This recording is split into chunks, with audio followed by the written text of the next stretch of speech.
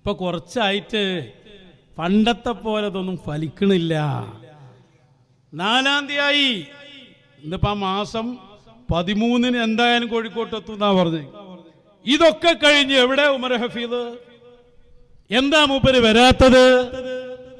ഞാൻ എന്തിനാ അത് പറയണത്? നിങ്ങൾ വലിയ ആളല്ലേ, അത് നിങ്ങൾ വിചാരിച്ച ആളല്ല.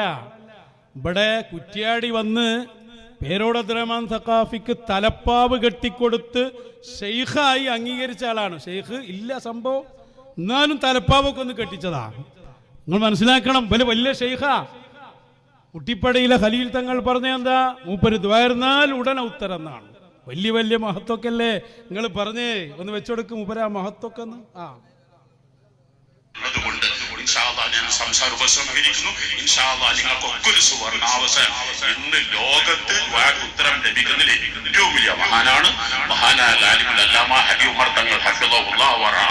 മഹാനവൾ 25 കൊല്ലം മുമ്പ് മഅദിനിൽ കുറ്റിയടിച്ചു എന്നതാണ് മഅദിന്റെ വലിയൊരു വിജയത്തിന്റെ തറക്കൽ. ആദ്യത്തെ ഉത്തരം എന്നാണ് നിങ്ങളെ വാദമാണ് ഞാൻ പറയുന്നത്. മൂപ്പരെ സ്വീപ്പാക്കാനുള്ള പല പദ്ധതികൾ, അതേപോലെ എ പി അബൂബക്കർ മുസ്ലിയാർ പറഞ്ഞ് അള്ളാന്റെ റസൂലിന്റെ ഏറ്റവും അടുത്ത ആള് എന്നാണ്.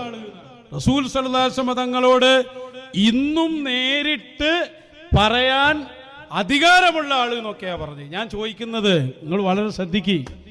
ഉമർ ഹഫീദ് വരും നിങ്ങൾ പറയുന്നു, ദുആക്ക് ഭയങ്കര ഉത്തരണ്ട് എന്നും പറയുന്നു. റസൂലുള്ളാഹിനോട് തന്നെ പറഞ്ഞ വേഗം ഉത്തരാകുന്നും പറയുന്നു. നിങ്ങളെ ഭാഷയിലാണ് ചോദ്യം. എന്നിട്ട് എന്തിയെ നിങ്ങൾക്ക് 4-ാം തീയതി കോഴിക്കോട് കൊണ്ടുവരാൻ കഴിയാതായത്? 13-നും എത്താതിരുന്നത് ഓർമ്മയുണ്ടോ നിങ്ങൾക്ക്?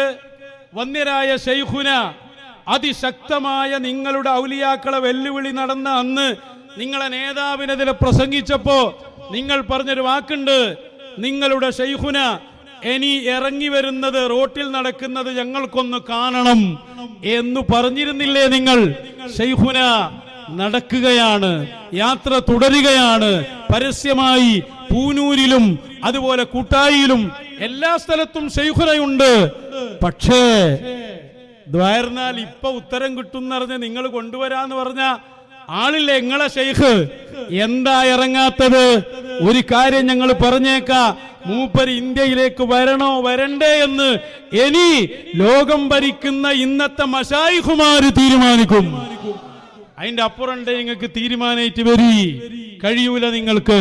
ഞങ്ങളെ ശൈഖുന എവിടെ ഇറങ്ങണമെന്നും മൂപ്പര് ഇറങ്ങണ്ടെന്നും ഒക്കെ തീരുമാനിക്കുന്ന ഉന്നതാധികാരികളായ മശായിഖുമാർ ഇവിടെ ഉണ്ട് എന്നത് നിങ്ങൾ മറക്ക.